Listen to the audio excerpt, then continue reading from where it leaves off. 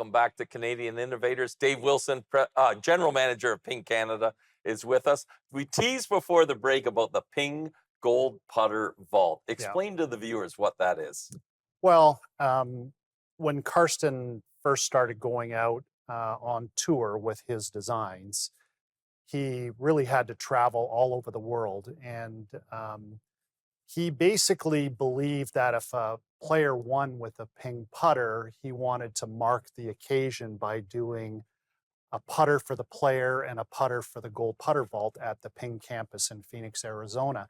So what started out with a nice gift for a tour player ended up in the vault as well. Today is around 3,500 putters. Wow. Around the world. And they're gold. Like they really well, are gold. There are actually a couple wedges in there as well. Again, I would say if everyone can remember Bubba Watson winning the from the right trees on in the playoff, that wedge is in the Gold Putter Vault, and there's a few other wedges in there as well. So if you win a major, it's actually a solid gold putter. Sounds Otherwise, it's gold plate. I love it. It sounds good. And what a memento to get, as when, to just always have that in your home to signify the importance of a victory for a player too. So for more on Ping, we're going to go to this video now. All right, so we're getting the clubs made, part of a much bigger puzzle here. Ping golf clubs don't sit on the shelf. Every club is built to order. It all starts with the head, grouped by color code, each one ready to become something unique. The head and shaft come together with glue, baked in a custom oven. At Ping, even the bond has to be specially engineered. Each iron is calibrated by hand, and each loft and lie is made personal. Then, the shafts are trimmed to length. The process is measured and precise. It's like watching a group of artisans at work, not merely an assembly line. Grips are added, a toe weight, and the perimeter weighting is fine-tuned. I suddenly remember, these are my clubs, and it's finally time to use them. Over the last couple of hours, these clubs, oh my God, and these clubs have all just been made. What does it mean to you that Ping remains a family-owned business in a world dominated by large corporations? It gives us full control. So all the shareholders are family members, and I just know from friends that run other businesses and stuff, you get private equity involved or go public or whatever, you've got all these shareholders to answer to, and it just sounds like a real pain. I see the reasons to do that, to bring in funds and help grow your business, but golf's a pretty mature business, so it's not like we need to make this huge investment somewhere that we can't afford ourselves.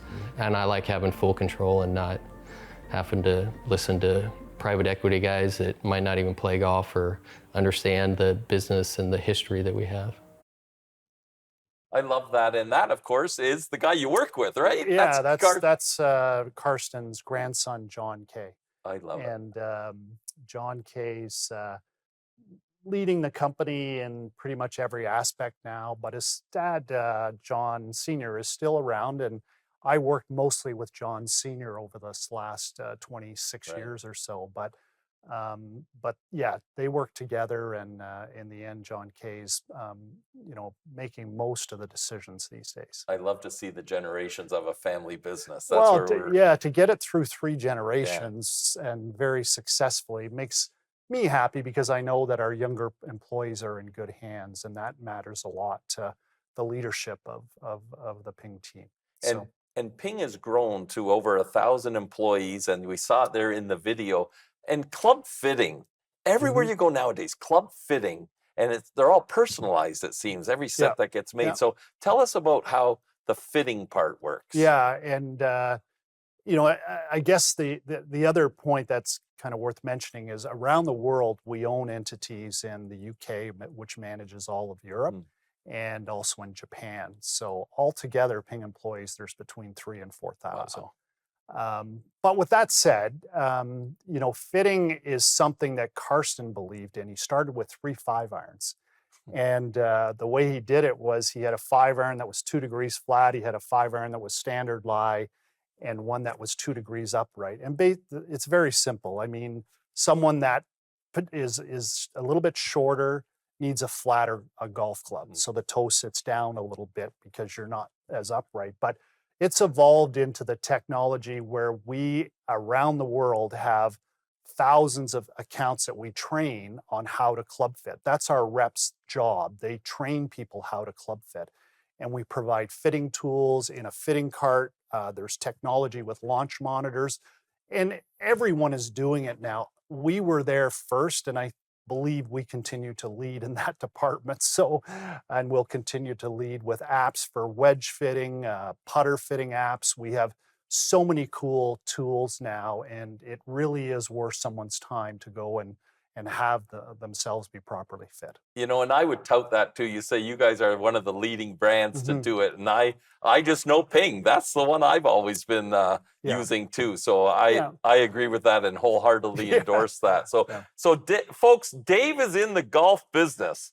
We're going to take a break, but when we come back, we're going to ask, where do people play? What courses do they like when they're in the golf business? We'll get that from Dave when we return on Canadian Innovators.